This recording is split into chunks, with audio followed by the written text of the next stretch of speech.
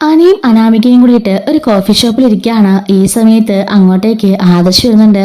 ആഹാ, രണ്ടുപേരുടെ കോഫി എടുക്കുകയാണോ, എന്താ വിശേഷം എന്നൊക്കെ ചോദിക്കുമ്പോൾ ഒന്നുമില്ല ആദർശേട്ടാ എന്നൊക്കെ പറയുന്നുണ്ട്.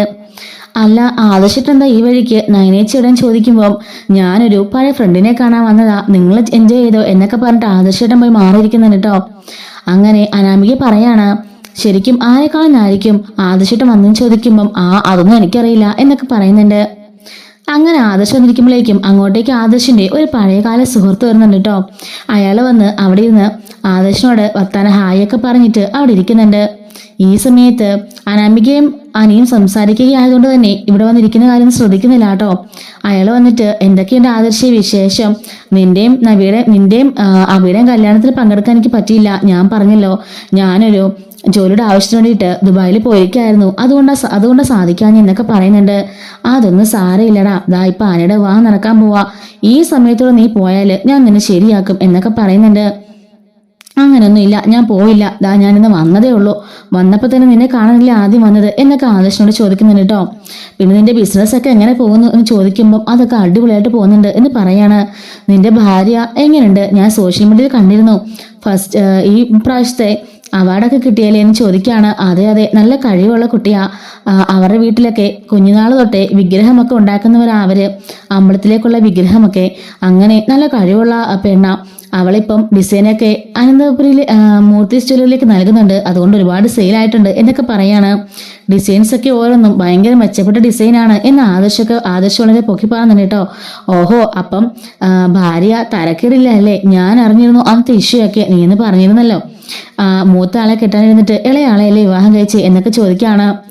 അതെന്തായാലും ഭാഗ്യമായെന്ന് പറഞ്ഞാൽ മതി, മൂത്തയാള് നമ്മുടെ അബിയുടെ സ്വഭാവമായിട്ടൊക്കെ ഏകദേശം മാച്ച് ആവും, അതുകൊണ്ട് അബിക്ക് പറ്റിയ ആള് തന്നെയാ, എന്നെ കിട്ടിയിരുന്നെങ്കിൽ ഉറപ്പായിട്ടും എന്റെ ജീവിതം കോഞ്ഞാട്ടിയായി പോയേനെ, എന്തായാലും നയനയായത് ഭാഗ്യമായി, മുത്തശ്ശനും മുത്തശ്ശിക്കൊക്കെ നയനെ ഭയങ്കര ഇഷ്ടമാണ്, വീട്ടിലുള്ള എല്ലാവർക്കും നയനെ ഭയങ്കര കാര്യമാണ്, എൻ്റെ അമ്മയ്ക്ക് മാത്രമേ ഉള്ളൂ നയനെ ഇഷ്ടമില്ലാത്തത്, അടുക്കളയിലെ പാചകപ്പണി മുതൽ വീട്ടിലുള്ള എല്ലാ കാര്യങ്ങളും അവളാ ശ്രദ്ധിക്കുന്നത്, അതുപോലെ തന്നെ മുത്തശ്ശന്റെ മരുന്നിന്റെ കാര്യം മറ്റെല്ലാ കാര്യങ്ങളും അവൾ നോക്കും, അതുപോലെ എന്റെ കമ്പനിയിലെ കാര്യത്തിന് എന്നെ ഒരുപാട് ഹെൽപ്പ് ചെയ്യുന്നുണ്ട്, അവൾ വരച്ചിരുന്ന ഒരു ഡിസൈനൊക്കെ നീ കാണണം, ഞെട്ടിപ്പോകും, ഇതുവരെ നമ്മൾ കണ്ടിട്ടില്ലാത്ത ഏതൊരു ശൈലിയിൽ ഡിസൈൻ ചോദിച്ചാലും ഉണ്ടല്ലോ അവൾ വെറും 10 മിനിറ്റ് കൊണ്ട് ആ ഡിസൈൻ നമുക്ക് വരച്ചു തരും എന്ന് പറയാണ്.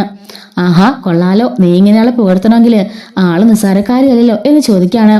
അല്ലല്ല, നിസ്സാരക്കാരിയൊന്നും അല്ല, നല്ല കഴിവുള്ള പെണ്ണ് തന്നെയാ, അതുപോലെ തന്നെ എല്ലാവരോടും നല്ല സ്നേഹ, നല്ല അച്ചടക്കവും ഒതുക്കും എല്ലാം ഉള്ള നല്ലൊരു പെൺകുട്ടിയാ എന്നൊക്കെ പറയുന്നുണ്ട്.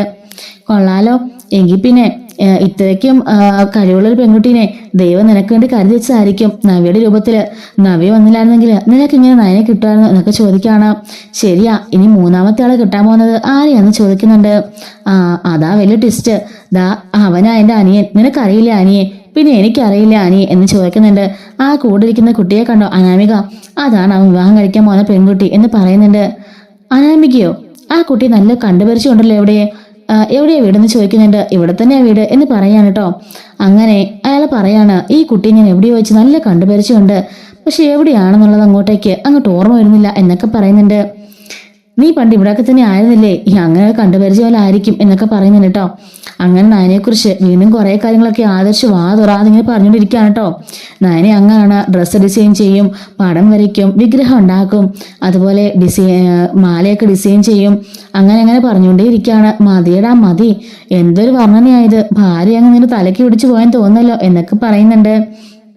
അതല്ല, അവളുടെ കഴിവിനെ പറ്റി പറയാതിരിക്കാൻ പറ്റില്ലല്ലോ, ഇങ്ങനെ അതുകൊണ്ട് പറഞ്ഞതാണെന്ന് പറയുന്നുണ്ട് കേട്ടോ. മനസ്സിലായി, നിന്റെ മനസ്സിലിപ്പം അവള് കയറി കൊളുത്തുന്നുള്ള കാര്യമൊക്കെ മനസ്സിലായി, എങ്ങനെയുണ്ട്, പിന്നെ 1 വർഷമായാലും വിവാഹം കഴിഞ്ഞിട്ട് കുട്ടികളുടെ കാര്യം നോക്കുന്നില്ലേ എന്ന് ചോദിക്കുന്നുണ്ട്. അത് ഉടനെ നോക്കണം എന്നിങ്ങനെ ആദർശ് പറയാണ്. എന്താടാ ഒരു വിക്കല് പോലെ എന്ന് പറയുന്നുണ്ട്. അത് വേറൊന്നും അല്ലടാ, ഞങ്ങൾ തമ്മിൽ ആ ഒരു പ്രശ്നത്തോടുകൂടിയല്ലേ വിവാഹം കഴിച്ചത്, അതുകൊണ്ട് തന്നെ ഇത്രയും നാളും ഞാൻ അവളോട് ഭയങ്കര ദേഷ്യമായിരുന്നു, അവളായിട്ട് യാതൊരു രീതിക്കുള്ള അറ്റാച്ച്മെന്റ് ഉണ്ടായിട്ടില്ല, അതുകൊണ്ട് തന്നെ ഞങ്ങൾ ഇതുവരെ ഒരു നല്ലൊരു ദാമ്പത്യ ജീവിതം നയിച്ചിട്ടില്ല എന്ന് പറയുന്നുണ്ട്. എന്താ 1 വർഷമായിട്ടും നിങ്ങൾ തമ്മിൽ യാതൊരു റിലേഷനും ഇല്ലെന്നാണോ പറയുന്നേ? അതേടാ, ഞങ്ങൾ തമ്മിൽ യാതൊരു റിലേഷനും ഇതുവരെ ഉണ്ടായിട്ടില്ല എന്ന് പറയുന്നുണ്ട്. അതെന്തായാലും കഷ്ടമായല്ലോടാ എന്ന് ചോദിക്കുകയാണ്. അങ്ങനെയൊന്നും ഇല്ല, ഇപ്പൊ ഞങ്ങൾ നല്ല സ്നേഹത്തിലാ, എന്തായാലും ഞങ്ങളുടെ തീരുമാനം പരസ്പരം മനസ്സിലാക്കി സ്നേഹിച്ച് അറിഞ്ഞതിന് ശേഷം മാത്രം മതിയെന്നാ, അതാ ഇത്ര വൈകുന്നേ. പിന്നെ അബിയുടെ ഭാര്യ ഗർഭിണിയാ, അത് ഞാൻ അറിഞ്ഞായിരുന്നു, നീ പറഞ്ഞിരുന്നല്ലോ എന്ന് ചോദിക്കുന്നുണ്ട്. ആ കുട്ടി ഇപ്പം 2-3 മാസം പ്രഗ്നന്റാ എന്ന് പറയുന്നുണ്ട് കേട്ടോ. എന്തായാലും അബിയുടെ സ്വഭാവത്തിന് ഇപ്പൊ എങ്ങനെയാണെന്ന് ചോദിക്കുമ്പോൾ ഒരു മാറ്റമില്ലാതെ അതേപടി മുമ്പോട്ട് പോവാം. ഒരു ഭാര്യ ഉണ്ടെന്നോ ഒരു ജീവിതമായെന്നോ ഒരു കുഞ്ഞുണ്ടാകാൻ പോകുന്നെന്നോ ഒരു ഇതും അവന്റെ മുമ്പിലില്ല. അവൻ ഇപ്പോഴും ആ പഴയ അതേ കുട്ടികളെ തന്നെ പോവാ. ഒരു ഉത്തരവാദിത്ത ബോധം ഒന്നുമില്ല. കമ്പനിയിൽ നിന്നൊക്കെ 10-25 ലക്ഷം രൂപയാ അവൻ അടിച്ചു മാറ്റിക്കൊണ്ട് പോയത്. ആർക്ക് കൊടുക്കാനാണെന്നൊന്നും ഒരു പിടുത്തവും ഇല്ല. നവീനയും ചതച്ചിട്ട് കടന്നവനായിരുന്നു പുള്ളിക്കാരന്റെ ഉദ്ദേശം. പക്ഷെ അവള് പിടിച്ചുപിടിയാലെ പിടിച്ചതുകൊണ്ടാ ഈ വിവാഹം നടന്നേ എന്നൊക്കെ പറയുന്നുണ്ട്. എന്നെ ധിക്കരിക്കാൻ വേണ്ടി എന്നെ ഒന്ന് കൊച്ചാക്കാൻ വേണ്ടിയിട്ടാ അവന് നവ്യനെ അടിച്ചോണ്ട് പോയത്. അങ്ങനെയൊക്കെ വലിയ വലിയ സംഭവങ്ങളാ അവൻ ചെയ്യുന്നത്. അവന്റെ അമ്മയും ഒട്ടും മോശക്കാരില്ലെന്ന് നിനക്ക് അറിയാലോ.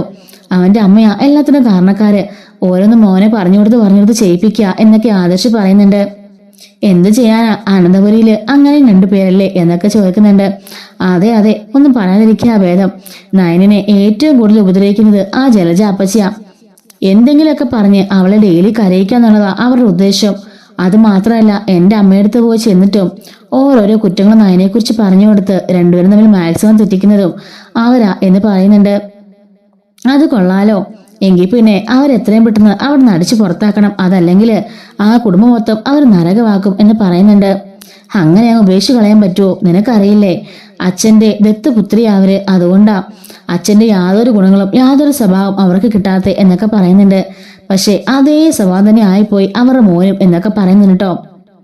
അങ്ങനെ അനാമിക ഞാനൊന്ന് വാഷ്റൂമിലേക്ക് പോയിട്ടാന്ന് പറഞ്ഞിട്ട് വാഷ്റൂമിലേക്ക് എണീച്ച് പോകുന്നുണ്ട്. അപ്പോഴേക്കും ആ ഒരു ഫ്രണ്ട് ആ അനാമികയെ കണ്ട് പറയാണ്, അല്ലടാ ഞാൻ ഇവിടെ എവിടെയോ കണ്ടിട്ടുണ്ട്, എവിടെയോ നല്ല കണ്ടുപരിചയമുണ്ട് എന്നൊക്കെ പറയുന്നുണ്ട്. നിന്റെ വെറും തോന്നലായിരിക്കൂടാ, ഇവിടെ എവിടെ കാണാനാ എന്ന് ചോദിക്കാണ്. അല്ലടാ ഞാൻ എവിടെയോ നന്നായിട്ട് കണ്ടിട്ടുണ്ട് എന്ന് പറയുന്നുണ്ട്. ഇവിടെയൊക്കെ വെച്ച് കണ്ടതായിരിക്കും. അതല്ല, ആ പെൺകുട്ടിയെ കുറിച്ച് നിങ്ങൾ കൂടുതൽ അന്വേഷിച്ചില്ലെന്ന് ചോദിക്കുന്നുണ്ട്. അന്വേഷിച്ചതാടാ, അവർ അച്ഛൻ ബിസിനസ്സുകാരനാ, അമ്മ ഹൗസ് വൈഫാ. ഞങ്ങൾ വീടൊക്കെ പോയി കണ്ടതാ.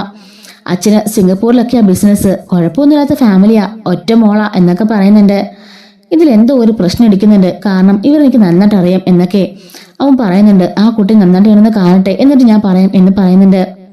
എന്താടാ വല്ല പ്രശ്നമുണ്ടോ ചോദിക്കുമ്പോൾ ഞാൻ പറയാം എന്ന് പറയുന്നുണ്ട് കേട്ടോ അയാള്. അങ്ങനെ അനാമിക വാഷ്റൂമിൽ പോയിട്ട് തിരികെ വരുമ്പോഴായിരിക്കും ഇവനെ കാണുന്നത്. ഇവനെ കണ്ടപാടെ ആ കുട്ടിയെന്ന് ഷോക്കാവുന്നുണ്ട്. പക്ഷേങ്കില് ഒന്നും അറിയാത്തതുപോലെ വന്ന് അനിയുടെ അടുത്തേക്ക് വന്നിരിക്കുന്നുണ്ട് കേട്ടോ. അപ്പോഴേക്കും അവൻ പറയുന്നുണ്ട്, എന്റെ മനസ്സിലുള്ള സംശയം സത്യമാണോന്ന് എനിക്കൊന്ന് ക്രോസ് ചെക്ക് ചെയ്യണം, ഞാനൊന്ന് ചെക്ക് ചെയ്തിട്ട് പറയാം. എന്താടാ കാര്യം, നീ പറയണം കേട്ടോന്ന് പറയുമ്പോൾ അതൊക്കെ പറയാടാ എന്ന് പറയുന്നുണ്ട്. അങ്ങനെ ആദർശും ഇയാളും കൂടെ അവിടുന്ന് എന്നാൽ ശരിയെന്നും പറഞ്ഞിട്ട് പിരിയുന്നുണ്ട്.